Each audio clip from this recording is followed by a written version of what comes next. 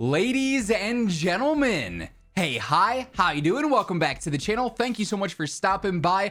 Modern Warfare 3 Warzone is officially here. The MW3 WARZONE integration is live, and with that today, I wanted to give you guys the absolute best settings you want to be using so you can jump in and start frying right away with the most optimized settings you can have. So as we get into the details, if you enjoy the video, if you find it helpful at all, do me a favor and drop a like. It would be seriously appreciated. And if you're new to the channel, or if you're a part of the nearly 50% of viewers watching who are not already subscribed, let's change that, because every single day I got you covered with all things you need to know about COD, whether it's MW3 Warzone news, updates, meta breakdowns. It's all right here, so feel free to hit that subscribe button and turn on those post notifications. So getting right into the settings menu here, obviously we've got a lot of customization to go through between a handful of areas: keyboard and mouse versus controller, so your various input settings, your graphics, audio, so on and so forth. I will leave timestamps to each individual section here on the video, so if you need to just quickly jump to one area versus the other, you can do so nice and easy. The first thing here with keyboard and mouse, admittedly this is the most personal preference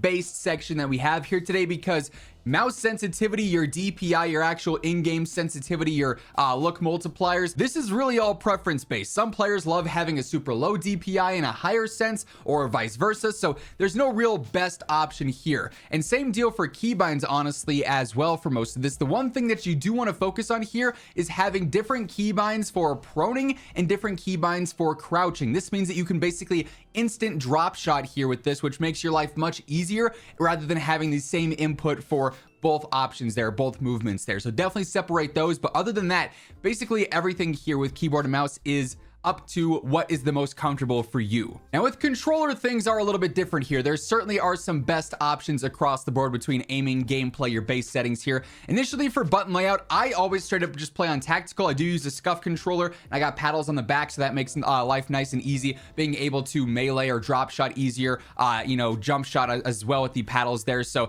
that helps out a lot. But really, outside of the default layouts, if there's not one here that truly fits what you're looking for, whether you want to melee with your, thumbstick or use a different button for it, I'd just go through and customize your actual button layout here, because you can change any of these things to whatever button on the controller that you want, which is super convenient. So if you want to have something as D-pad up versus a different button, you can do that. So I'd recommend doing that if there's not a preset that fits exactly what you're looking for. Then getting back into the normal stuff here, for bumper ping, I always leave this off, and I don't personally feel the need to flip L2 and R2 and whatnot. If you wanted to do this, so you'd use your bumpers as your triggers and then your triggers as your bumpers, you could do so, but that's not really like a competitive strat. It's more so level of comfortability there. Default stick layout, vibration, I always keep on off. It's great for immersion, but not great for competitive gameplay. Trigger effect, if you've got a controller that has haptics, I would turn this off as well. No point in messing around with that. Now, dead zone input is especially cool this year because we do have this custom testing option here, which basically tells you exactly what your dead zone is going to be. So in order to test this, you want to turn your left stick min all the way down to 0 and your right stick min all the way down to 0, and then put the test on. You guys can see that right now when I'm not touching my controller, everything says 0 here. But if I start moving my stick around, you'll notice that suddenly it starts picking up input even though I'm not touching my controller. So essentially what you want to do here is see what those numbers are and then turn your mins up a little bit more. Now, I found this isn't exactly perfect. Like for instance, on my right stick, in theory, I should only have to change it up to 3, but I bumped it up to around 5 to 7 to stop it from having that slight glide here and there if I'm using my thumbstick. So it's close, but it's not perfect, but it definitely does help you out. And then of course, you want to turn your left trigger and your right trigger dead zones to 0, so you get the perfect actuation there as soon as you press in. Now for aiming for sensitivity, a lot of this is going to be preference based. Some players are very good at the high sensitivity or very good at the low sensitivity. I will say though, from a competitive standpoint, something in the middle ground is going to be your best bet, because you're not going to be too fast for long range or too slow for close range. 8.7 for me is a good choice. 9.8 I've also messed around with from time to time. I do like to stagger and have a slightly faster horizontal sensitivity than vertical, just because you're looking a lot more left to right in game in general, and so you want to be slightly higher there, whereas vertical is a lot of vertical recoil control. That's where you're moving up and down the most, and you don't don't need a super high sense for that, because obviously you want to be accurate with your recoil control. My base sensitivity multiplier I leave as just default here, but we'll get to actual custom sensitivities in just a moment. Vertical aim access, I also don't mess with anything on that. I keep that all as standard. Tack stance sensitivity, I keep on 1. Aim response curve type, dynamic. This is going to be the most, one-to-one of what you're doing on your controller. Feels super snappy and super responsive. This is what pretty much all the pros are going to be using, so would highly recommend dynamic there. Linear is also decent, but dynamic is definitely the most popular choice amongst the best of the best. Sensitivity multiplier focus I keep as 1. Instant for the transition timing on your custom sensitivity for the zooms, because for this I go through and I set these all custom. So for what it's worth, if you want to type in a specific value instead of having it in increments of 5, you just have to use a keyboard and mouse. But for me, my lowest zoom I like to keep a little bit lower, and then I gradually bump it up towards 1 all the way up to my highest zooms. This way when I'm using a red dot sight or a 3x scope, I'm going to be a tad bit more accurate because I'll have that slower ADS and I'll be nice and easy to track players over distance there. So definitely something that I would recommend. This will help fine tune your aim a lot in game. It's a huge tip I can give you in regards to being more accurate. Now target aim assist, I'd keep that on. Aim assist type Black Ops still truly is what feels like it's going to give you the most rotational aim assist slowdown there. That's definitely cheesy and probably should be adjusted. Default is also very good for this, but it seems like the general consensus is that Black Ops seems to have the most rotational pickup. Whether that's placebo or not, it is what it is, but between Black Ops and default, you really can't go wrong. Aim assist is definitely strong in this game for sure. There's no denying that. Then lastly, I keep it on assist for third person correction type. Then for motion sensor aiming, I don't mess with any of this. This is like the gyro aiming. You'd have to mess with this on your own and be super comfortable with that style of gameplay for this to mean anything to you. Then we get into gameplay, and there's a lot of key things you want to focus on here for Warzone. So automatic sprint, you want to have on ATS. It's going to save your thumbsticks, and obviously with slide canceling now back in the game, that's going to be a game changer there. Don't want to auto move forward ever, not a fan of that. If you're not using ATS or you do still press in on your thumbstick, having single tap sprint so you can get that tack sprint right away just on 1 press is way better than having it as 2. Again, you're just saving a thumbstick there. Grounded mantle off, automatic airborne mantle is partial, and then automatic ground mantling as off. That trio there is going to make it so that you're never going to awkwardly mantle something in a gunfight. There were a lot of issues in Warzone previously where you'd be trying to jump shot in a gunfight and mantle something that was to your side or behind you. If you have this trio of off, partial, and off, that'll stop happening. So that's definitely something you want to change there. This is an interesting one, slide and dive behavior, because there's a couple of different important things here that is tricky with controller. If you're on keyboard and mouse, you're fine here because you can have separate options for sliding and separate options for diving or different keybinds. That's not a thing yet on controller. Apparently it is coming according to Sledgehammer though. But for this, here's what's interesting. Slide only means that you will never dolphin dive, which if you're trying to spam slide cancels is great. That's what I've been using in multiplayer here, obviously. However, tap to slide is going to give you the option to just simply tap and get that quick slide. So you can still slide cancel, but if you hold your thumbstick in or whatever your dive button is, you'll still dive.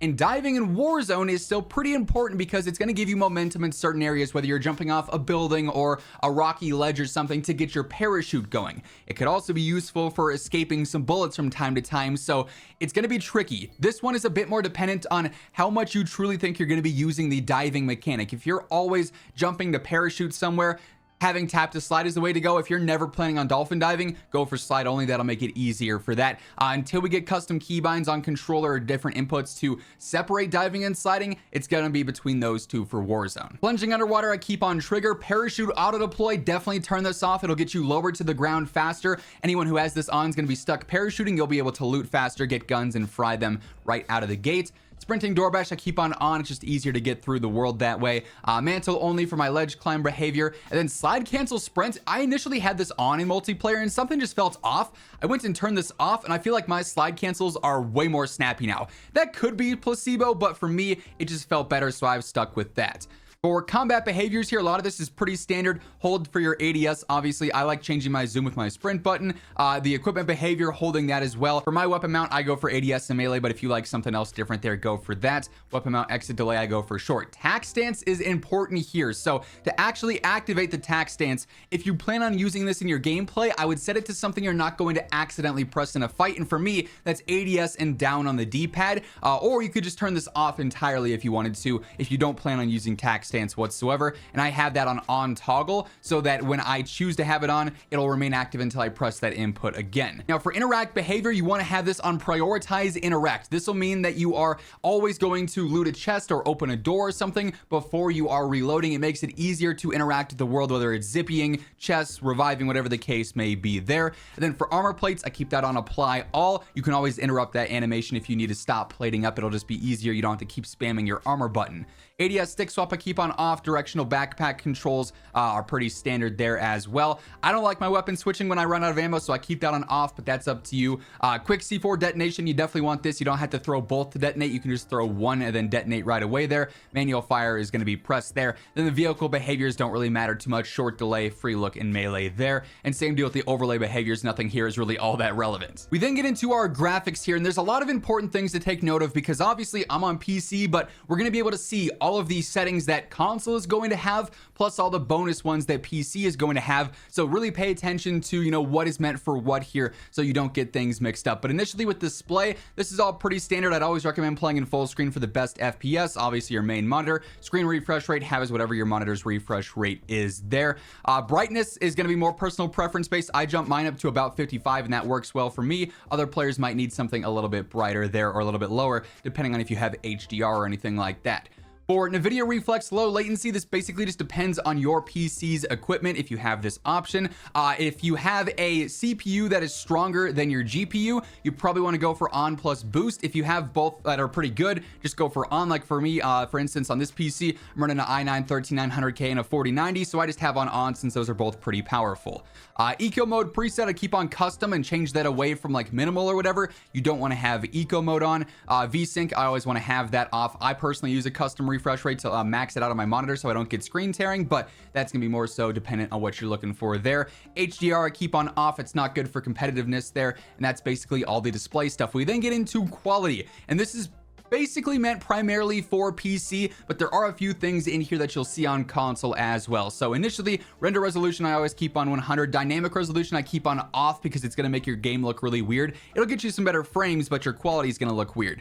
For upscaling and sharpening, I always go for fidelity cast because this is going to help out a ton with visual clarity. It's going to make things a bit sharper, make things look a little bit prettier too, in my opinion, but it's going to make things stand out a little bit more. So I do go ahead and use that over something like DLSS, not super necessary unless you're playing on like a crazy resolution or anything like that, and I use about 85 for that. I don't mess with my VRAM scale target. And then pretty much here, this everything for details and textures, there's not going to be true bests unless I point them out, because for a lot of this, it's entirely dependent on what your PC specs are. If you have a crazy overkill PC like mine and you want to have a really pretty looking game, you can bump a lot of this up to high or to normal. If you have a lower end PC or a PC that's just more mediocre, you probably want to have normal and low so you get some better frames in games. So while I have what I have here, this doesn't mean it's going to work perfectly for you. So just please keep that in mind. But for texture resolution, I keep this on normal. Decent frames and the game still looks decent. Same deal with the filter there. Depth of field, please turn this off all around. You do not want to have that on.